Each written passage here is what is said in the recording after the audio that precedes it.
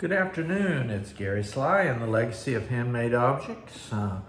It's Monday afternoon, September the 29th, 2025, and I'm lucky to have had the morning to run around and do a bunch of errands and enjoy the beautiful sunshiny day here in Florida.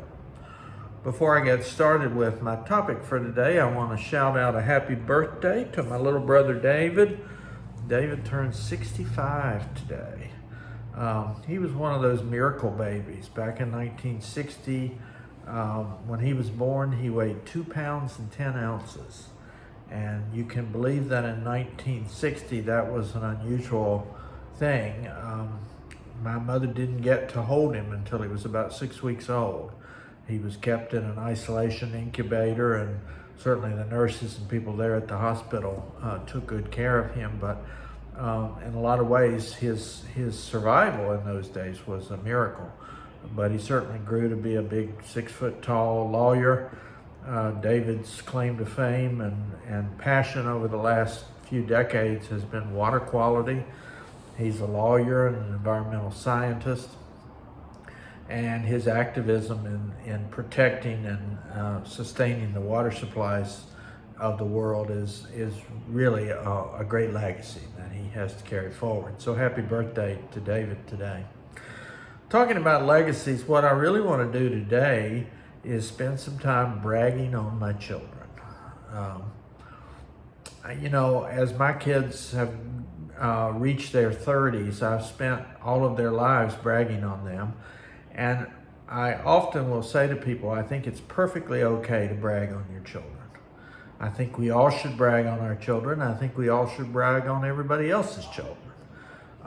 There's not enough positive in the world. And so we can do a lot to sustain that by holding up and lifting up the good parts of the people around us. And so I want to spend a little time talking about my 3 children today, and even talk a little bit about some of their creative talents, and then finally end up talking a little bit about how I think we should be passing on the handmade traditions that we have to our children and grandchildren and future generations.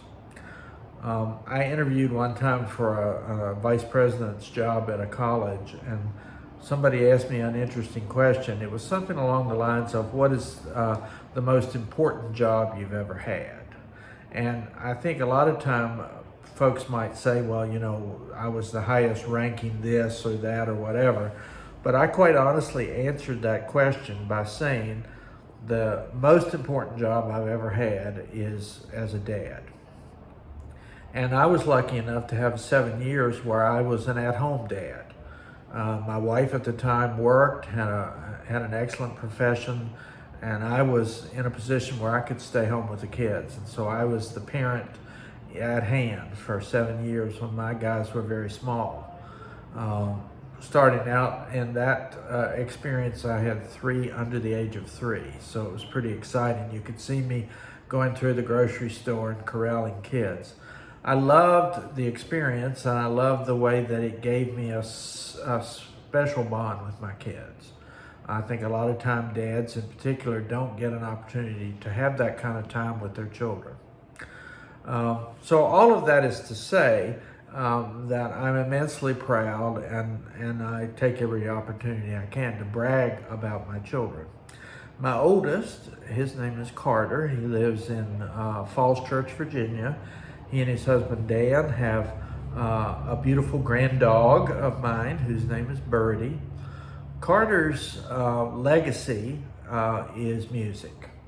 From an early age, we knew that when Carter sat down at the piano and said that he was practicing, that he was going to, and that he knew better than we did what was required for him to reach excellence.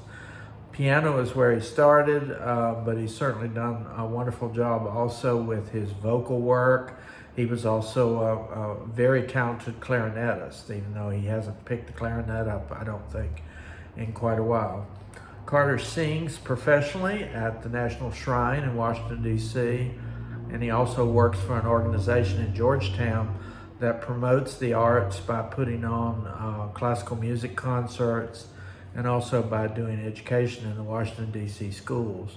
Carter himself has taught piano.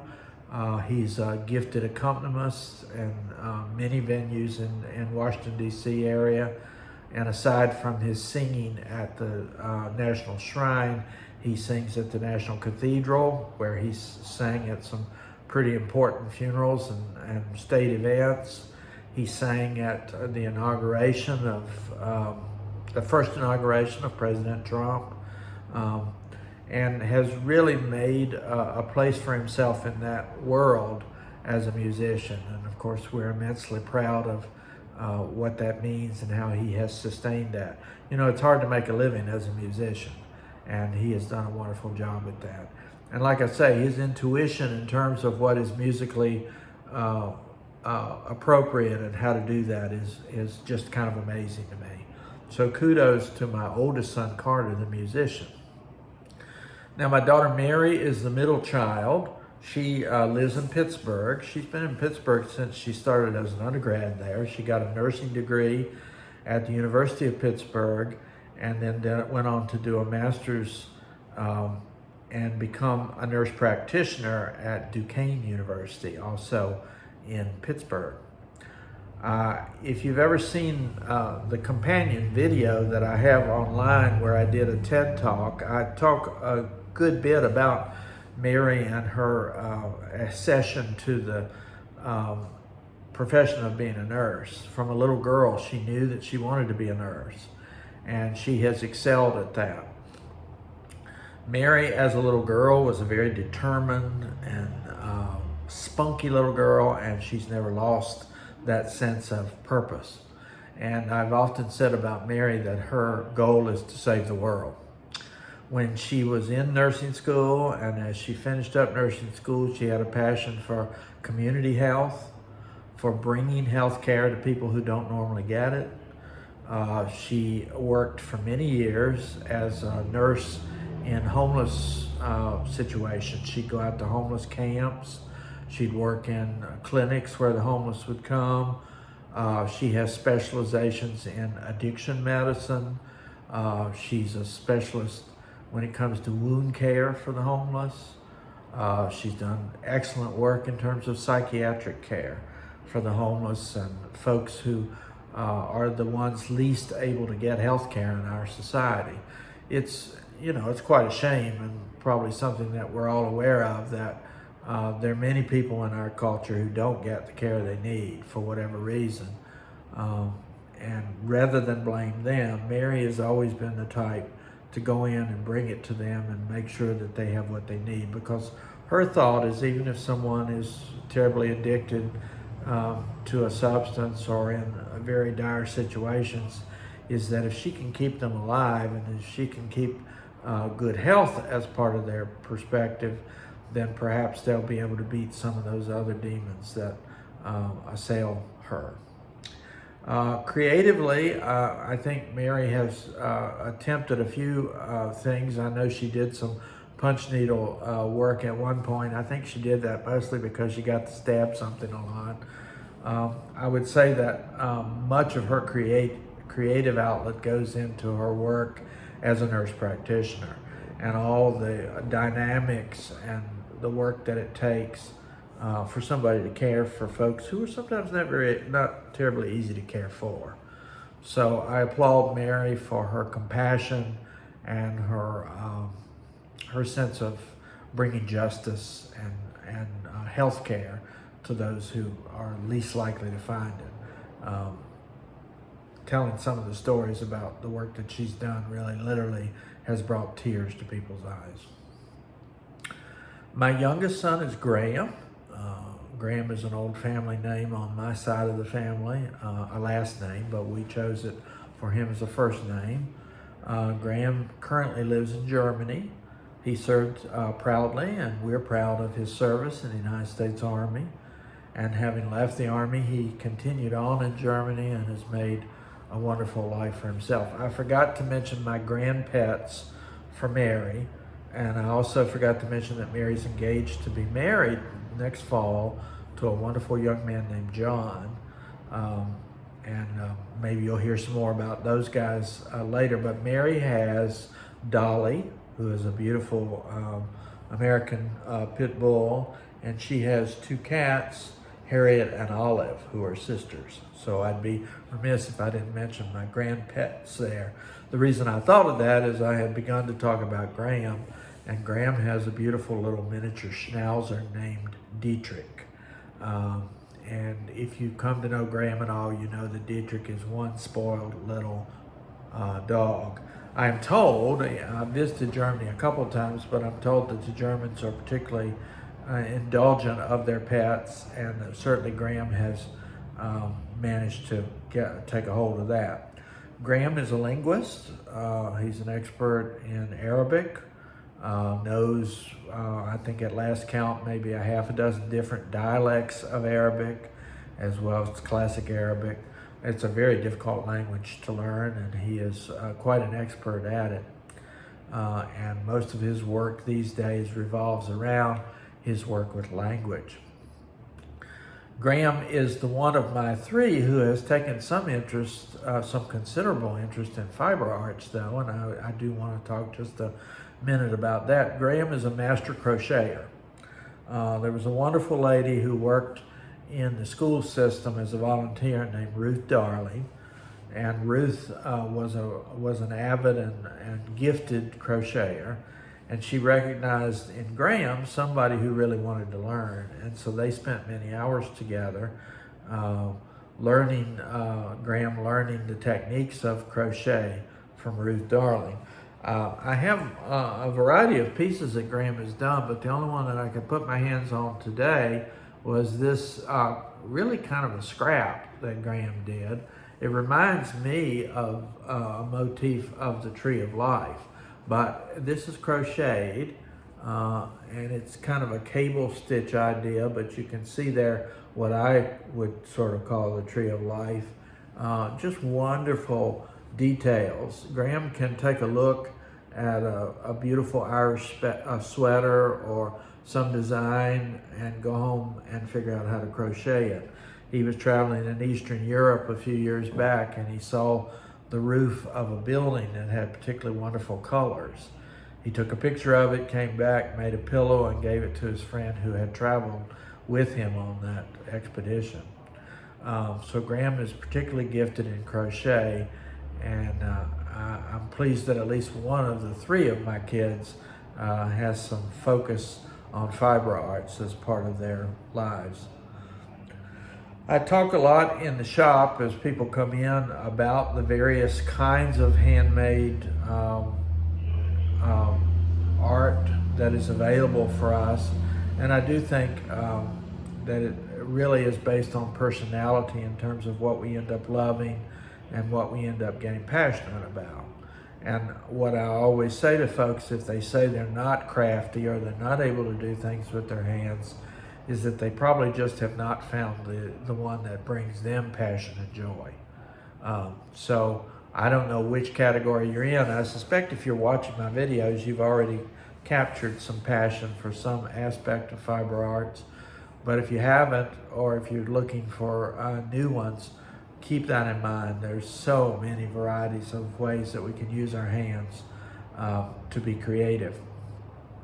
And that leads me to the final part of today's discussion, and that is how we pass along the legacy.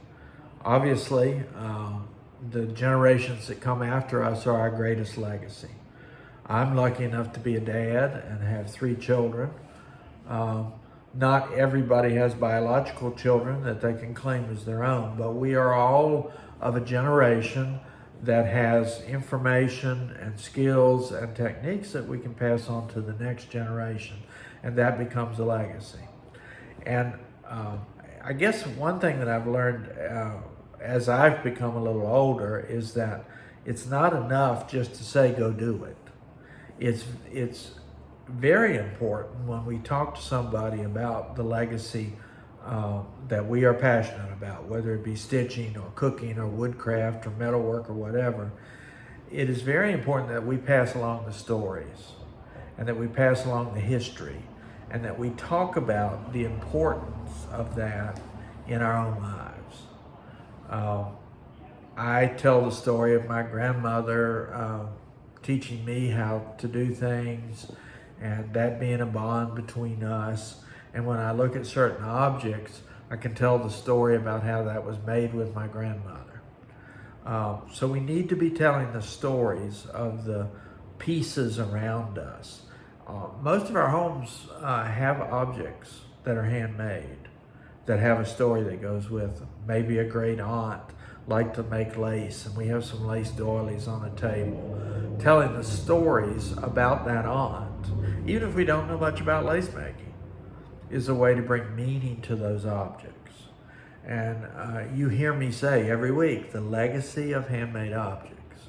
But the real working of that out is in telling the stories, and then when the interest is sparked, when you can tell that someone really wants to do something, sharing with them the details of how to do it. I've been so lucky, and you've seen some of the interviews I've had with some of the folks who have mentored me in my journey. And there are many others that are not with us anymore, who I can't talk to anymore, but who passed along the gifts that they had acquired to others. You know, I mentioned Ruth Darling and the wonderful gift of crochet that she gave to my son Graham. So for our children, for our grandchildren, and in general for the generations that are coming after us, it is always significant and always valuable for us to pass along the legacy of handmade objects. I guess that sounded a little bit like a sermon today, but I hope you got a sense of my pride and joy in my own children. And I hope you know from having watched me throughout the various episodes that my passion for handmade work, my own particular niche being mostly counted cross stitch, but for anything that's handmade, is one that I'd love to see passed along to anybody else who will listen. So that's it for today. Going to have some exciting travel in my life over the next 2 weeks. I'm going to be in Albuquerque for the Hot Air Balloon Festival, and then into Santa Fe. And I feel sure I'll share some images from that time. I love the Southwest, and there's a wonderful fiber center out near Taos that I'm planning to visit and spend some time at, and maybe I'll do a little video from there as well. So I hope you're enjoying your part of the world today, and I hope you will continue to share the legacy of handmade objects. Take care.